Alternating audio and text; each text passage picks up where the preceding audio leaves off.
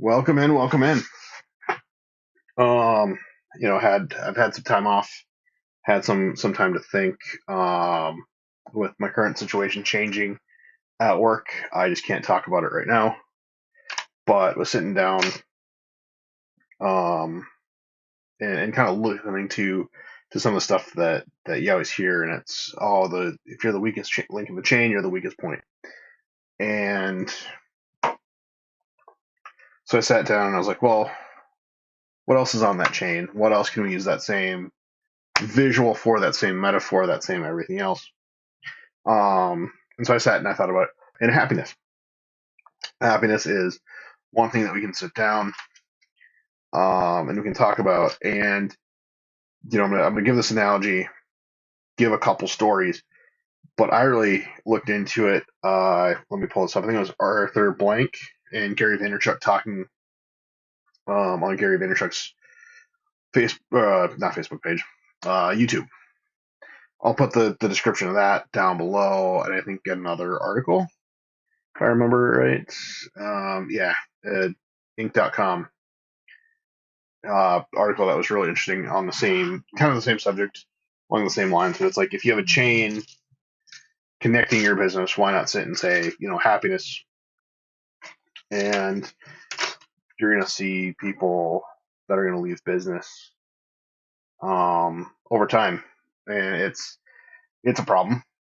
I know at my current job or former job, I should say, they didn't keep their employees happy, even though they kind of said like, "Hey, we're an employee-owned company.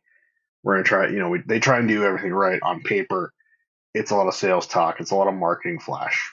So, between that and I did a thing on, HR being a marketing thing a while back.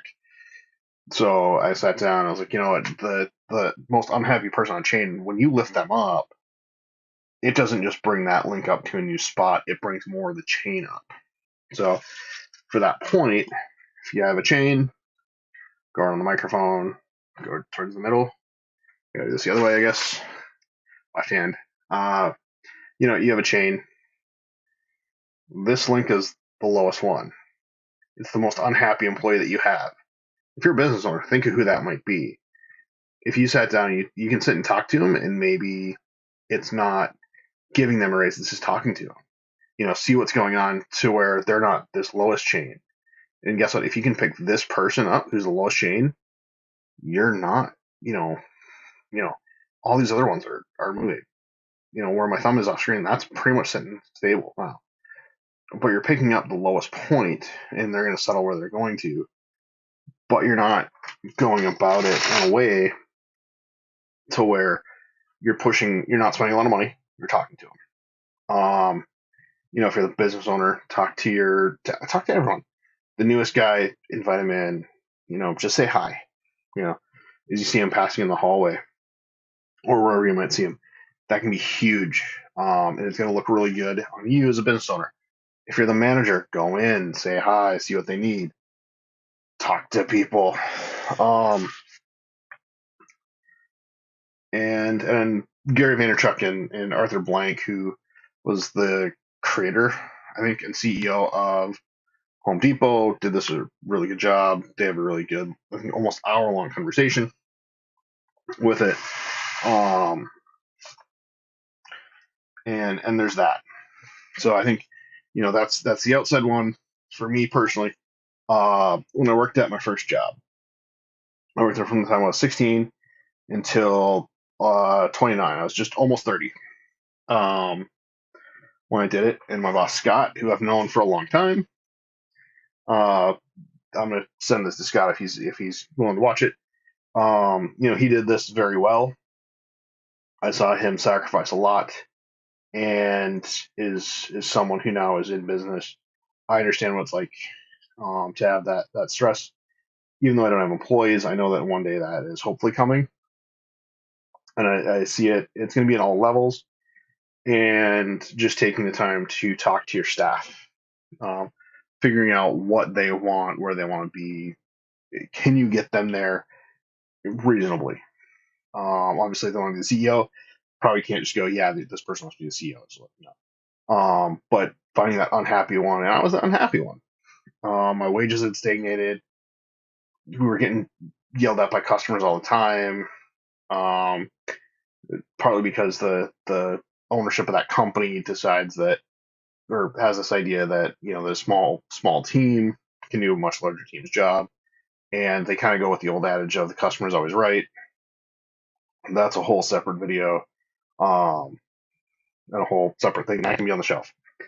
But I had talked to Scott one day, and he didn't just stop and talk to me. He was talking to me on the phone over almost 2 hours. And I said, my wages are this. Here's what Target's paying. Here's what three others are paying. I can go work for them. I can go work for another, Home Depot, Menards, I think was hiring too. Um, and so I was very unhappy, and I was probably a disgruntled employee, and he sat down and talked to me, and I thought he had left the office earlier, and he sat in his car and talked to me and sacrificed time away from his family for probably 45 minutes to an hour to make sure I didn't just jump ship. And that really meant a lot to me. And, I know Scott, still to this day, before I worked there even, but that was something that was big. And I think,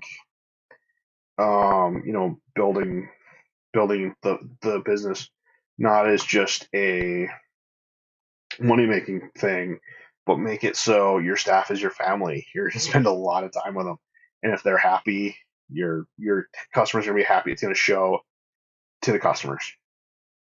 And that's what I have to say on that.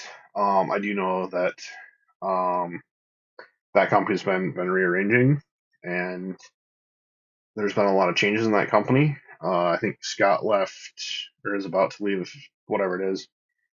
But some stuff happened. A bunch of us aren't there anymore because the ownership and the powers that be are doing things that people don't feel appreciated for and just don't want to do. But Scott, he sat down and took that time, and that's where he succeeds in being a good leader, not just a good boss. He took the time to build that not only that trust, but listen to the people. And he wasn't my boss. I had a manager um, that everything kind of fell on deaf ears. But I think that at the time there weren't a lot of things being done to make them happy as well. And it's a really stressful business to be in. I know the time that I was management, it wasn't fun. There was a lot of it was a lot of panic at times. Um, so it's probably a good thing that everything happened the way that it happened. But to sit down and have someone on the management team that actually cares enough to sit and have a nearly 2 hour phone call to let me vent was really good. And I think that also exposed a lot of what was going on in the company. And if you have one employee feeling that, you're going to have more. So I'm going to stop being the talking head and just rambling right now.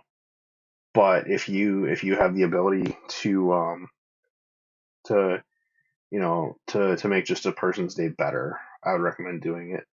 And my former employer, they would have like free lunch if you're on the day crew.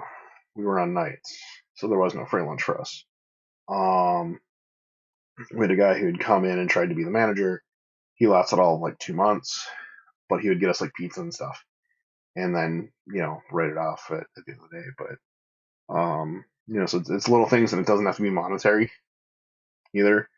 So there's a lot of stuff. There's a lot of open things. But remember that if you lift that lowest person up on that chain, you're going to lift a whole lot more people. And it's something to really, I think that a lot more business owners need to think about within their spectrum of their and scope of their business.